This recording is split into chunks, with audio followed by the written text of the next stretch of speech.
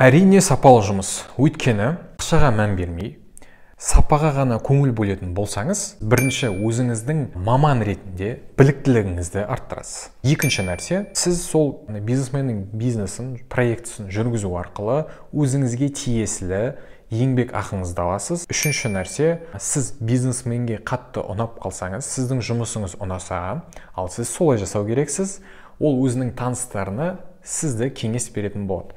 Яғни сізге дополнительный канал жұмыс жасап тұрады. Яғни сарафанный радио сізге всегда жол ашады деймін ба? Жол ашатын адамдар бар ғой. Бұл да дәл сондай сарафанный радио. Яғни сарафанный радио деген не екенін білмесеңіз, осындай радио мына жерінде сарафан деп жазылып тұрады. Жалпы осы үш нәрсе менде де дәл солай. Бизнесмендермен кездесуге барған кезде, егерде ол кісінің жобасы маған ешқандай да бір құндылық бермесе, ешқандай да маңыздылық бермесе, мен проектті бастамай жатып, бірден отказ жасаймын. Сондықтан да басты назар аударатын нәрсе бұл сапалы жұмыс. Ал ақша ол кейіннен де келеді.